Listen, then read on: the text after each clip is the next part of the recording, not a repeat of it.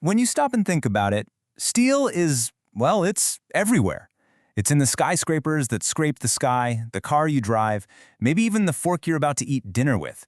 But have you ever wondered how one single material can be forged into a razor-sharp sword and be soft enough to be stamped into the body of a car? How does that work? What is this secret language that steel is speaking? Well, the secret isn't some crazy, exotic ingredient you've never heard of. Nope, it's a microscopic dance between two of the most common elements on Earth, iron and carbon. And the real magic? It all happens when you add a little bit of heat. All right, let's start with the main ingredient, iron. You see, the first clue to steel's incredible secret is that iron itself is a bit of a shapeshifter.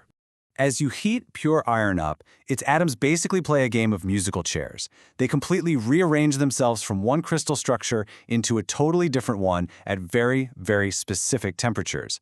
This is a huge part of its secret identity. Now, this shape-shifting ability has a cool scientific name, allotropy, and it's the core property that makes literally everything else we're about to talk about possible. It just means that even though it's always iron, the way its atoms are stacked can change dramatically. Let's think of these atomic arrangements as different rooms. So, at lower temperatures, iron has a body-centered cubic, or BCC structure. It's a really cramped room, not a lot of space for guests. But you crank up the heat past 912 degrees Celsius, and boom, it transforms into a face-centered cubic, or FCC structure. And this one is way more spacious, like a big open-plan living room. And that simple difference, that extra space, that is the absolute key to making steel. Okay, so let's bring in our second ingredient, carbon. Just a tiny amount of carbon is what turns simple iron into powerful steel, and it does it by taking full advantage of iron's little shape-shifting trick. So when carbon mixes with iron, they don't just, blend together. They form these really distinct microscopic structures, or phases. The three you gotta know are ferrite, which is basically just soft, pure iron; cementite, a compound of iron and carbon that is incredibly hard but also really brittle; and then there's pearlite, which is this beautiful layered mixture of the other two. And if you look under a microscope, you can actually see these alternating layers of soft ferrite and hard cementite inside the pearlite. It's this amazing combination that creates a material that is both strong and tough. It's a true composite material, just on a microscopic scale. So we've got iron that changes its shape, and carbon that forms all these different structures with it. How on earth do we keep track of it all?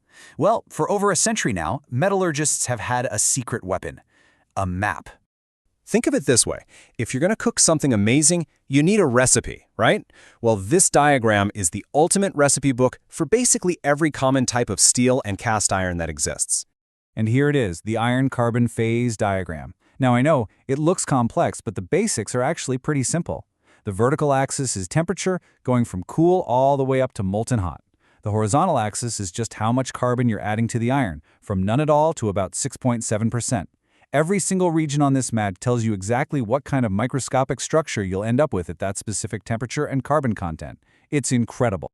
So the first thing you'll probably notice is that massive dividing line right down the middle. This map isn't just for steel, it covers a whole family of materials. And the big difference, the fundamental difference between what we call steel and what we call cast iron, is just how much carbon is in the mix. That's the magic number, 2.11%. If your iron alloy has less than that much carbon, you're in the world of steel. If it's got more, you're in the world of cast iron. It's a really simple distinction, but it leads to completely different materials with vastly different properties. Okay, so we have the ingredients and we have our map. Now it's time to cook. This is where heat treatment comes in. By skillfully navigating this map with temperature, we can literally dictate the final properties of the metal we create. The process really just boils down to a three-step cycle. First, you heat the steel way up, into that roomy FCC phase we talked about, which is called austenite.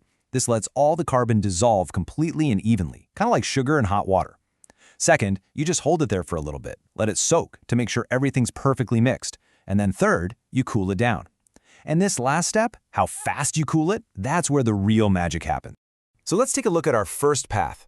What happens if we take our hot steel with all that carbon dissolved in it and we just let it cool down really, really slowly? Well, if you cool it slowly, you give the iron and carbon atoms all the time in the world to get organized.